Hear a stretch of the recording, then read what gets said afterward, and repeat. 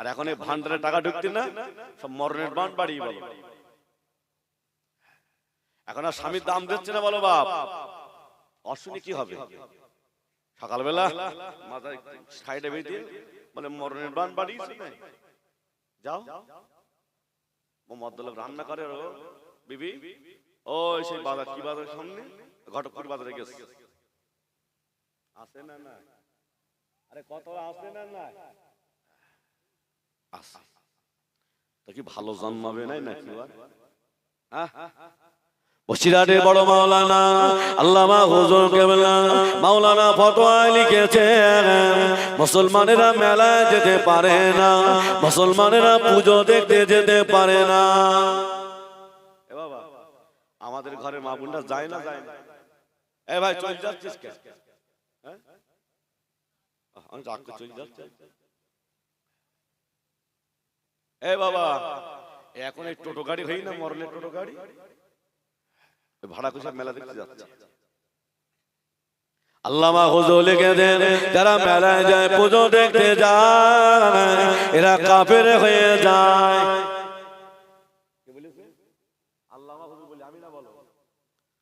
ওর বিবি নিকাহ ভঙ্গ হয়ে যায়, ওই অবস্থায় মেলামেশা করলে ওর গর্ভে যা বাচ্চা হয় হারামজাদা তৈরি হয়। দেখতে হচ্ছে না মুরব্বি মুরব্বি উম করতে না, ওর প্রোটেকশন দেখতে হবে।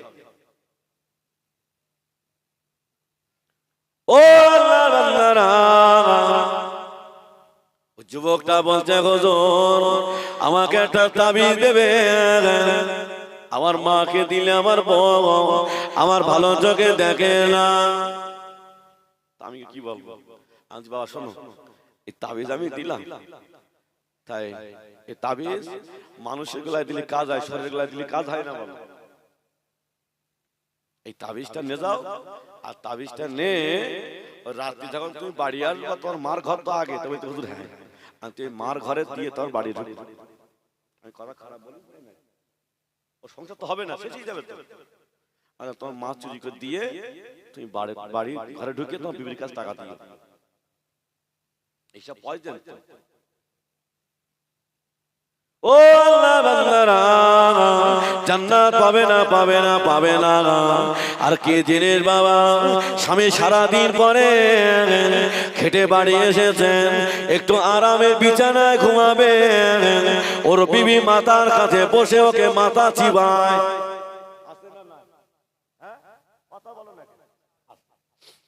মাথার কাছে বসে চিবোচ্ছে, তোমার মাই বলেছে বাবাই বলেছে আমি থাকবো না, আমি বারবার চলে গেলাম। বাবা আর এখনকার বিবির কাছে বড় মোবাইল, আর এর কাছে 32 টাকা সিম পাওয়া যাচ্ছে। ওর স্বামী বিদেশে কাজ করে বোম্বাইতে, ওর টাকা চেয়ে নিয়েছে, কিন্তু টাকা দাও মোবাইল কিনতে, মোবাইল কিনতেছে। আর এই টোটো গাড়ির সিম এখন পোর্ট করতে না, ওই সিম নিচ্ছে, সিম নিয়ে একদম কসম বলছি এই অস্ত্র লাইভ পাচ্ছে বাবা, আর সে রুগী শুনতে পাচ্ছে বলো একদম। মনের কথা কি বলবো? এখন সে সিম কিনে পরকিয়া করতে করতে একটা বাচ্চা আছে, তার 8 বছর বয়স, বাচ্চাটা দেখে অন্য ছেলের সঙ্গে পালিয়ে গেছে। কি বুঝলে চাচা? নামাজ পড়ে জান্নাত হবে না। চাচা মসজিদের কোণে নামাজ পড়ে মাথা ঠুকে ফেল যাচ্ছে, ওর বৌমা পরকিয়া করতে ঘরের ভিতরে আসতে জানে না। ও আল্লাহ বান্দারা যুবকেরা জওয়ানেরা ওলামা বলবেন না, আল্লাহ নবী মুসা আলাইহিস সালাম বললেন ওগো মা আপনার সন্তান কখন বাড়ি আসবে?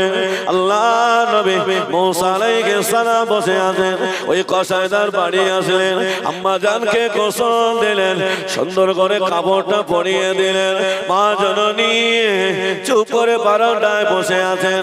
আল্লাহ নবী মুসা দেখছেন মা জননী বসে আছেন, সুন্দর করে রান্না করে ওই বৃদ্ধা মানুষের গালে দেয়, বৃদ্ধা মানুষটা টুক টুক করে চিবায়, জবান দিয়ে কি যেন বলেন, চোখ দিয়ে পানি গড়িয়ে যায়। আল্লাহর বান্দা নবী মুসা আলাইহিস সালামের কাছে আসলেন, সালাম ও সাবা হলো, জিজ্ঞাসা করলেন, ও আল্লাহর বান্দা, তুমি প্রতিদিন তোমার মাকে গোসল দাও? আমি প্রতিদিন গোসল দেই, আমার মাকে নিজে হাতে খাওয়াই। আল্লাহর নবী মুসা আলাইহিস সালাম বললেন, ও আল্লাহর বান্দা, তোমার মা জননী চোখ দিয়ে টপটা করে পানি গড়িয়ে যায়, জবাব দিয়ে কি একটা বিড় করে বলে। কসাতে বলছে, হুজুর ওসব বাদ দেন না, আমার মা বয়স হয়ে গেছে তো এমনি উল্টো পাল্টা বলে। নবী মুসা আলাইহিস সালাম বলছে, বাবা ওই উল্টো পাল্টাটা কি? তো বলল, হুজুর উল্টো পাল্টাটা হলো আমার মা সবসময় বলে, আল্লাহ আমার সন্তান আমাকে এত মহব্বত ভালোবেসেছে, আল্লাহ আমার এই সন্তান এ জামানার নবী মুসার সাথে আল্লাহ জান্নাতে বন্ধু করে দিও। একবার জোরে হবে না? একটু মন খুলে হবে না? নবী মুসা আলাইহিস সালাম বললেন, ও আল্লাহর বান্দা, তোমার মা যে উল্টো পাল্টা বলে ওটা উল্টো পাল্টা না, ওটা আমার আল্লাহ দরবারে কবুল হয়ে গিয়েছে। আমি অন্য কেউ না, আমি হলাম এ জামানার নবী মুসা।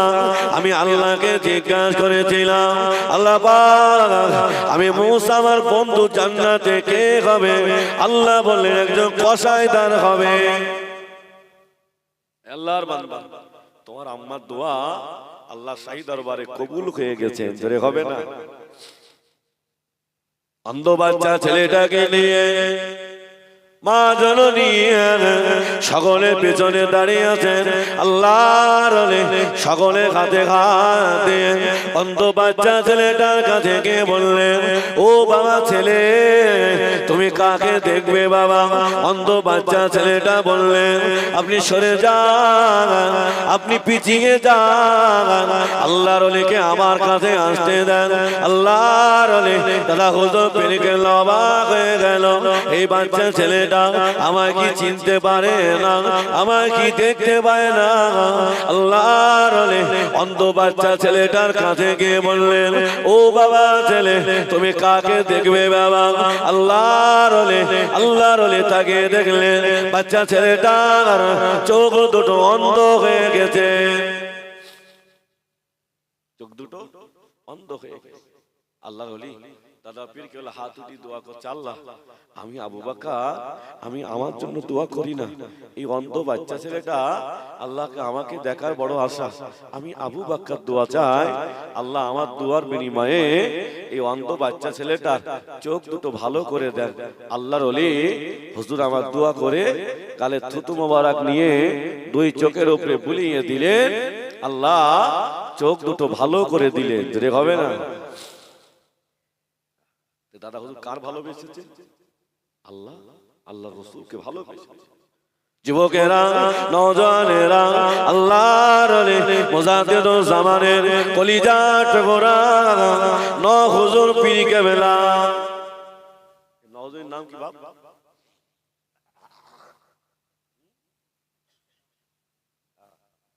নাজমুস সাদা, যিনি মায়ের পেট থেকে ওলি হয়েছিলেন। একবার জোরে হবে না সুবহানাল্লাহ? না হুজুরের জীবনে পড়লে কলিজা ঠান্ডা হয়ে যায়। না হুজুরের জীবনে একটু পড়বে, যাদের বড় মোবাইল আছে ওই হোয়াটসঅ্যাপে গিয়ে লিখবেন ফুরফুরা শরীফ পিডিএফ লাইব্রেরি, গরুটাই লিখে রাখবেন, সমস্ত আল্লাহ হুজুর কিতাব, দাদা হুজুরি কিতাব, না হুজুরের জীবনী দেওয়া আছে। না হুজুরকে আল্লাহ এত মাকাম দিয়েছিলেন। দাদা হুজুর একদিন নামাজ পড়তে যাবে, একজন জেনের রোগী এসেছে। দাদা হুজুর বলছে, বাবা নাজমুস সাদা, এই জেনের তদবিরটা করে দাও। না হুজুর জেনের তদবির লিখছে, আর জেনেরা না হুজুরি কলমটা বন্ধ করে দিয়েছে। না হুজুরি কলমটা বন্ধ করে দিয়েছে। না হুজুর শুধু একবার জেনের দিকে তাকিয়েছে, আর জেনটা ওইখানে ছটফট করে মারা গেছে। দাদা হুজুর নামাজ পড়ে ফিরে আসছেন, জেনের বাদশা বলছে, হুজুর আপনার সন্তান নাজমুস সাদাকে একটু বলো না, আমার সন্তান সব মেরে দিচ্ছে। দাদা হুজুর বলছে, বাবা নাজমুস সাদা, আমি তোমাকে বললাম তদবিরটা লিখতে, তুমি মেরে দিলে কেন?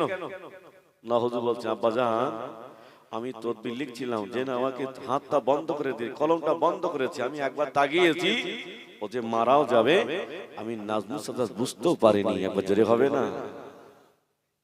দাদা হুজুর আর নহজু হেঁটে যাচ্ছে, নহজু একবার তাকিয়ে দেখে দাদা হুজুর মাথা যে উড়ে চলে গেছে। গল্প করছি না, বলো। নহজুরের জীবন চরিত্র 80 পৃষ্ঠায় দেখে নেবেন। নহজুর একবার তাকিয়েছেন, জেনটা ছম করে মাটিতে পড়ে গেছে। দাদা হুজুর জিজ্ঞাসা করে, নওসাদ কি করলে? তো বললে, আব্বা আমি হেঁটে যাচ্ছি আপনার সঙ্গে, আপনার মাথার জেন চলে যাবে, আমি নওসাদ দাঁড়িয়ে দাঁড়িয়ে দেখবো, আমি তাকিয়েছি ও পড়ে মারাও গেছে, আমি কি করবো? পাওয়ার দেশে আল্লাহ। ও আল্লাহ বান্দারা, যুবকেরা, নহজুর পীর কেবলা একদিন ঘরের ভিতরে বসে বসে আমার নবী শানে নাত পড়ে, আমার নবী শানে কবিতা পড়ে। আল্লাহ নবী আর পুরোপুরায় থাকতে পারে না। হুজুর আমার মদিনা শরীফ থেকে পুরোপুরা জমিনে হাজির হয়ে গেলে।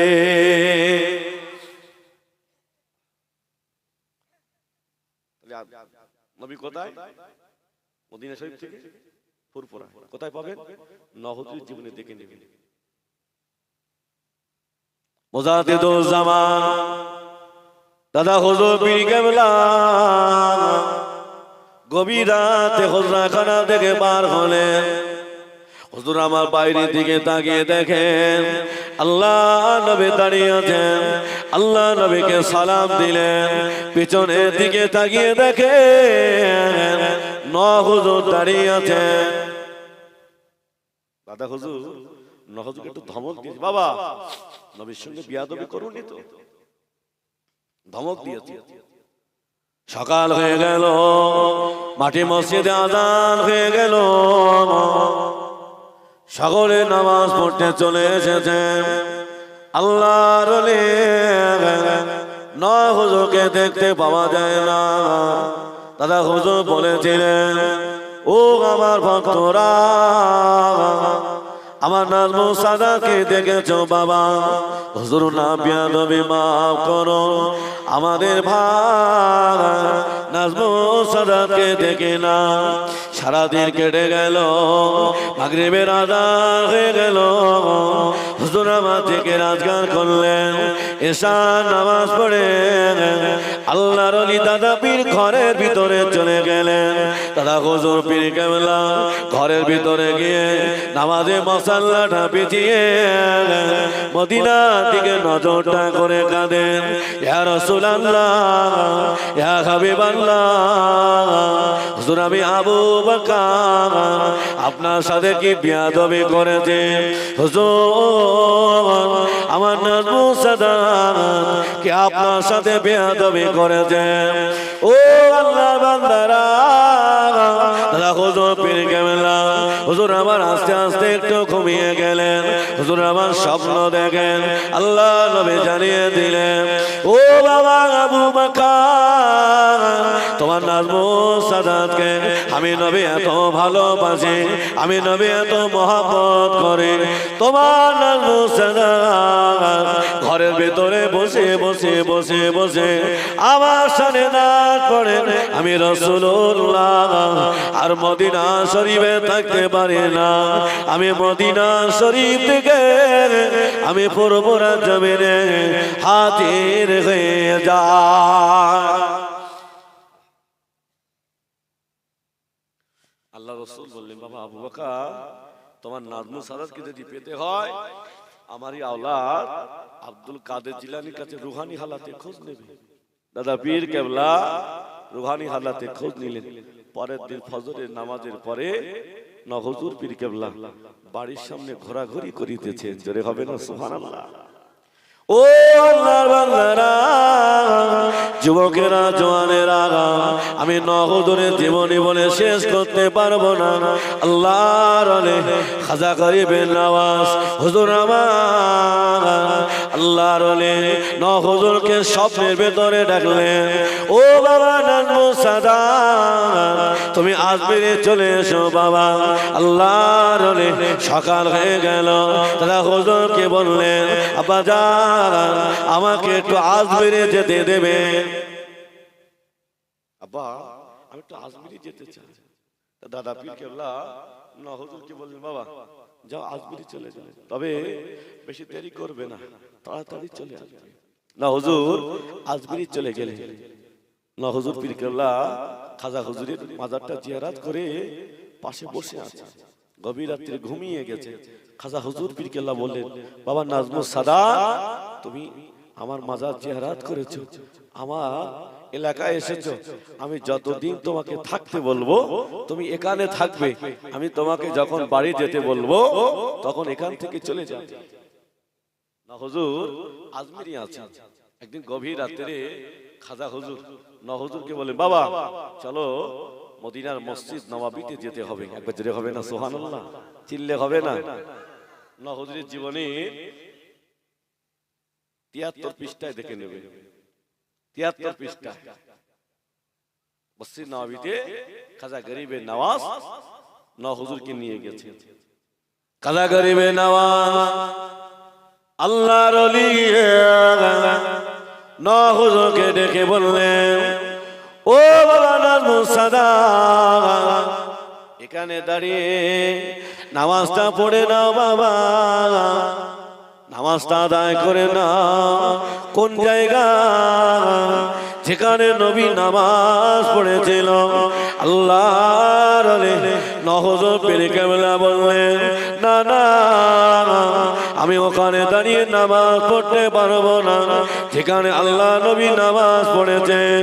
ও আল্লাহর বান্দারা যুবকেরা জওয়ানেরা আল্লাহ নবী আর মদিনা শরীফে থাকতে পারে না। হুজুর আমার সামনে দাঁড়িয়ে বললেন ও বাবা নাজমুস সাদাত তুমি ওখানে দাঁড়িয়ে নামাজ পড়ো, আমি রাসূলুল্লাহ তোমার উপরে খুশি হয়ে গেছে। হুজুর পীর কেবলা এক কদম পিছিয়ে হুজুর আমার নামাজ আদায় করলেন। খাজা গরিবে নওয়াজ না হুজুর হাতটা রাসূলের হাতে উঠিয়ে দিয়ে বলে হুজুর এই ছেলেটা আপনার কাছে দিয়ে দিলাম, হুজুর আপনি একটু দোয়া করে দেন। জোরে হবে না? ও আল্লাহর বান্দারা যুবকেরা জওয়ানেরা 24 পরগনা জেলা পোলতাডাঙ্গা আব্দুল সালাম বলে একজন ছিল। আল্লাহর বান্দারা তার 4 বছরের একটা মেয়ে হঠাৎ করে নারকেল গাছের গোড়ায় পড়ে বুকের হাড়টা ভেঙে গেছে। ডাক্তারের কাছে নিয়ে গেলেন, ডাক্তার বললেন এই বাচ্চা ছেলেটা এই বাচ্চা মেয়েটাকে অপারেশন করতে হবে। আব্দুল সালাম 24 পরগনা পোলতাডাঙ্গায় বাড়ি। তো ওনার পীর ছিলেন না হুজুর পীর কেবলা। একবার জোরে হবে না সুবহানাল্লাহ। তার না হুজুরের কাছে বললেন একটু আব্বার কাছ থেকে ঘুরে আসি না বাবা, এখন তো অনেক পীর বেরিয়েছে বাবা, ওদিকে আমি যাচ্ছি। যাক এখন মিডিয়া হচ্ছে না বাবা, খুব যন্ত্রণা বলো বাবা, এরা কাটিং করে সব।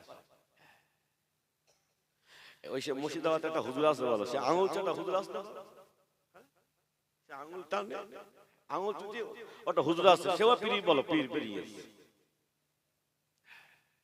না হুজুর পীর কেবলার কাছে পোলতাডাঙ্গা আব্দুল সালাম সাহেব বাচ্চাটাকে নিয়ে আল্লাহর ওলি দরবারে চলে গেলেন। হুজুর আমার বাচ্চা মেয়েটা বুকের হাড়টা ভেঙে গেছেন। আল্লাহর ওলি না হুজুর পীর কেবলা ওই বাচ্চা মেয়েটাকে কোলে নিয়ে বললেন। আব্দুল সালাম যখন দরবারে চলে গেলেন না হুজুর পীর কেবলা জিজ্ঞাসা করলেন ও বাবা আব্দুল সালাম মেয়েটা কি খুব জোরে লেগেছে? একটু জোরে হবে না সুবহানাল্লাহ, চিল্লে হবে না সুবহানাল্লাহ। কি বললেন? আব্দুল সালাম দরবারে পৌঁছিয়েছে আর না হুজুর বলছে বাবা মেয়েটা কি খুব জোরে লেগেছে বুকে?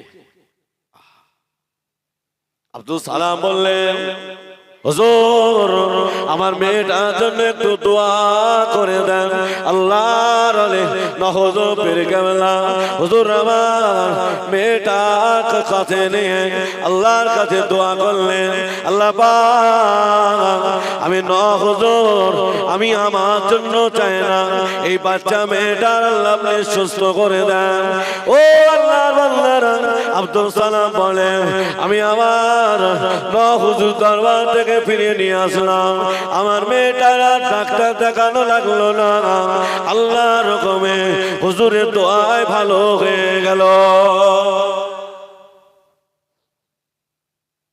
কার সাথে মহব্বত করেছেন? আল্লাহ, আল্লাহ রাসূল এসে।